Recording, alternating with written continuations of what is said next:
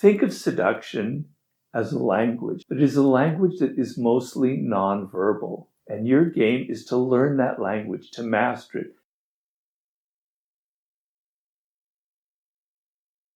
This is my second book, The Art of Seduction, which came out in 2001. And I'm happy to say just recently we've sold over 1 million copies of this book. So there you go. So I want you to think of seduction in the following way.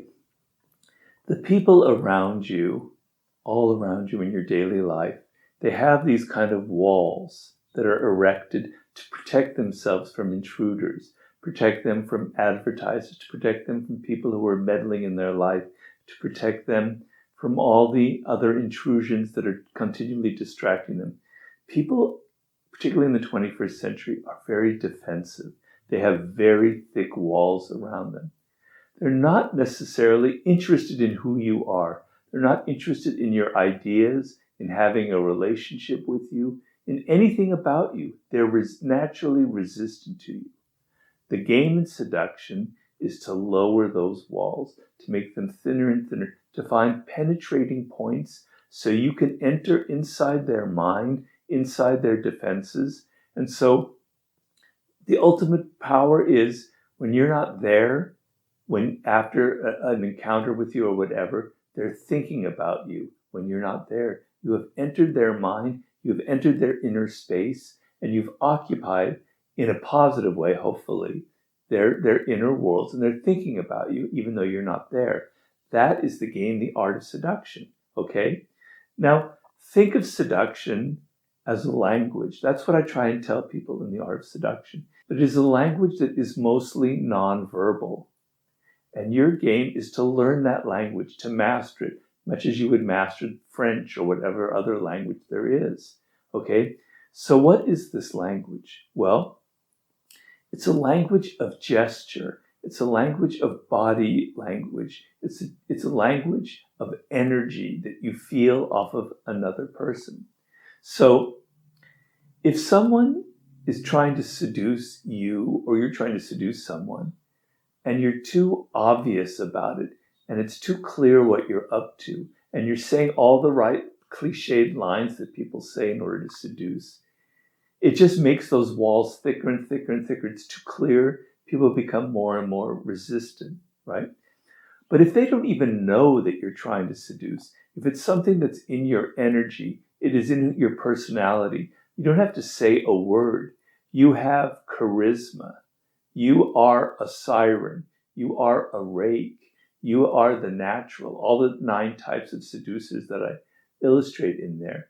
Then you don't even have to try. It's something that emanates from your personality, and it attracts people to you without you ever saying a word. So part of that language is your own energy, your own kind of confidence and inner security that emanates out of you and that draws people to you. And that is incredibly seductive. It is a language of gestures. So when you go on a date or you take someone somewhere, it's not what you say and everything that you do. It's the place that you take them to. It's not something that they expected. It's a surprise. It's a place that they've never been to before, that's different, that's not predictable. That is part of the seductive language. When you give them a gift, it's not a gift that's obvious, that is, flowers or something like that, or something that costs a lot of money. It's a gift that shows that you're thinking about them, that you understand their spirit. So for instance, I tell people, listen carefully to the other person. They're going to say things about what they love, about their likes, their dislikes. They're going to reveal some of their personality. You want to get them to talk a lot, and you don't hardly say anything. And in the course of revealing something that they love, a light bulb goes on in your head, and you go, I can give them a gift after a couple of weeks of seeing them that reflects this particular thing they mentioned once, that reveals to them that I was listening, that I understood, that I absorbed their idea, their spirit. And I go, wow, this person was actually hearing me. How thoughtful, right? It's a gesture. You don't have to say anything. Okay, on and on, on and on. You're learning these languages. You are learning what excites people, what triggers their level of fascination, what would repel them and repulse them. So you want to create a degree of mystery. You want to send mixed signals.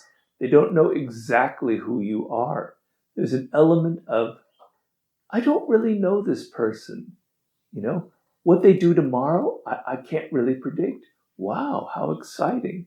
So in the course of that, you're thinking about them. It's a language of absence and presence.